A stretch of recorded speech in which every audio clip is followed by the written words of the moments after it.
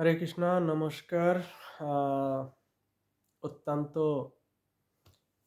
ব্যথিত হৃদয় নিয়ে আমি এই ভিডিওটা তৈরি করতেছি। আপনারা সবাই জানেন, আপনারা অবগত আছেন যে বাংলাদেশে ময়মনসিংহ ভালুকা যে ইউনিয়ন আছে বা আহ, আমাদের ময়মনসিংহ যে তারাকান্দায় যে দীপু দাস নামের যে হিন্দু ভাইকে মিথ্যে ধর্মের গুজব ছড়িয়ে তাকে নির্মমভাবে হত্যা করে তার শরীরে আগুন লাগিয়ে দিয়া পেট্রোল ঢেলে।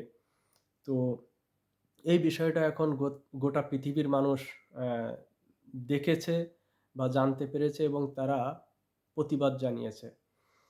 তো আমার সত্যি মানে এরকম একটা ঘটনা, এটা কোনোভাবেই মেনে নেওয়া যায় না। এই বর্বরতা, এই সন্ত্রাসীবাদ, এবং গোটা পৃথিবীর মানুষ এই ধরনের মানে এই যে অনুসারীরা যারা ধর্মের গুজব ছড়িয়ে নিরীহ মানুষদের উপরে অত্যাচার করে, হত্যা করে, তাদেরকে ঘৃণা করছে এবং তাদেরকে মানে কি বলবো, কেউ সাপোর্ট করতেছে না, প্রতিবাদ জানাচ্ছে গোটা পৃথিবী থেকে। প্রত্যেকটা দেশ থেকে এদের বিরুদ্ধে সোচ্চার চলে আসতেছে। আপনারা দেখেন, এই যে দীপু দাস খুব সাধারণ একটা গরিব ঘরের একটা গরিব পরিবারের মানুষ এবং খুব সৎ প্রকৃতির। আপনারা হয়তো দেখেছেন নিউজে যে সে একটি বাটন ফোন ব্যবহার করতো, তার কোনো স্মার্টফোন ছিল না এবং সে কোনো ধরনের সোশ্যাল মিডিয়া ব্যবহার করতো না। এবং সে যেখানে চাকরি করত সেখানে তার যোগ্যতা, তার সততার জোরে সে সুপারভাইজারের পদটা পেয়েছিল।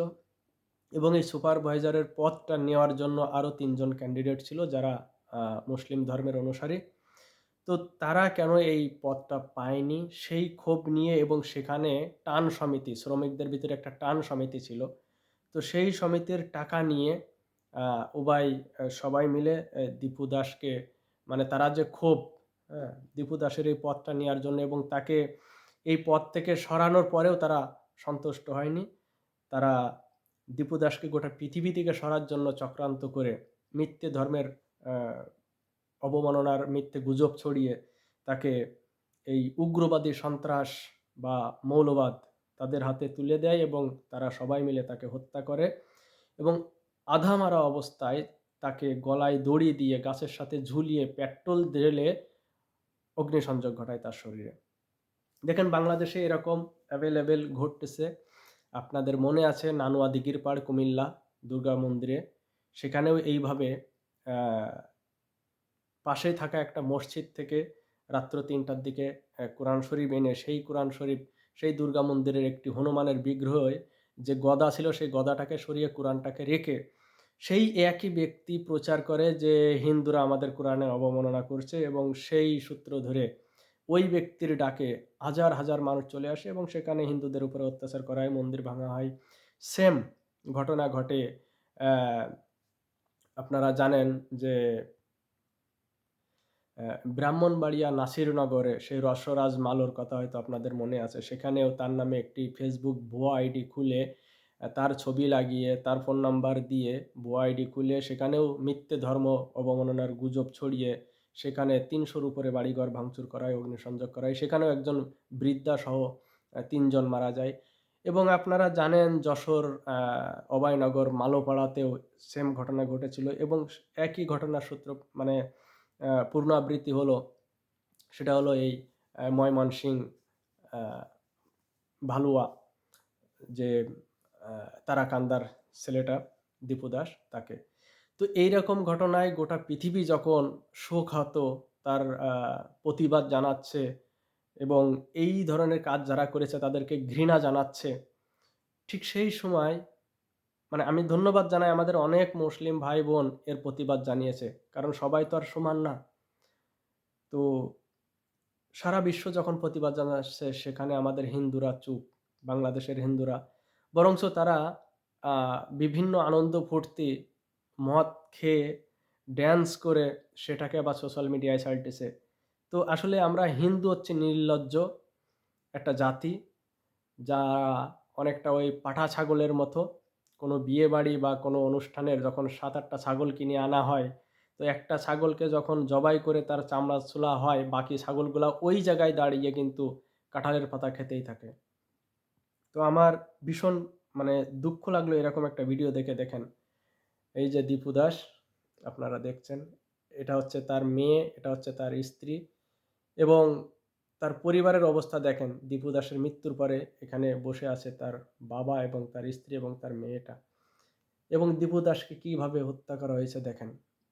উল্লাসে মাতোয়ারা সেই জঙ্গি সন্ত্রাসীরা, যারা দীপু দাসকে দেখেন গাছের সাথে ঝুলিয়ে তাকে আগুন দিয়ে হত্যা করলো। এই দৃশ্য দেখার পরে আমি আজকে 2-3 দিন হতে গেল, বিশ্বাস করেন আমার কোনো কিছুই ভালো লাগে না যে কিভাবে একটা মানুষ এইভাবে প্রকাশ্যে, আমি মানে মেনে নিলাম যে দীপু দাসের অন্যায় ছিল, কিন্তু অন্যায় থাকলে তার জন্য একটা রাষ্ট্রের আইন আছে, একটা বিচার ব্যবস্থা আছে। সেই বিচার ব্যবস্থার মাধ্যমেও কিন্তু অসংখ্য মানুষের ফাঁসি হয়, কিন্তু সেটা নিয়ে মানুষের হৃদয়ে নাড়া দেয় না যে অপরাধীর বিচারের মাধ্যমে শাস্তি হয়েছে।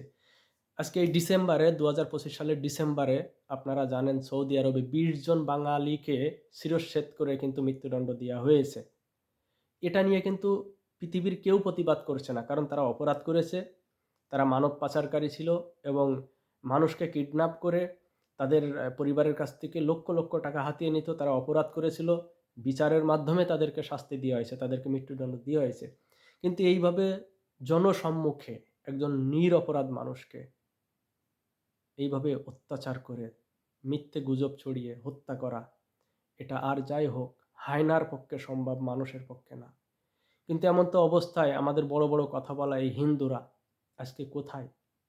তারা প্রতিবাদ জানানো তো দূরে থাক, একটা মানববন্ধন করা তো দূরে থাক, আজকে তারা বাড়িতে মানে বন্ধু বান্ধব নিয়ে পার্টি দিচ্ছে, মদ খেয়ে মানে ড্যান্স করে সেইটা ভিডিও করে সোশ্যাল মিডিয়ায় ছাড়তেছে।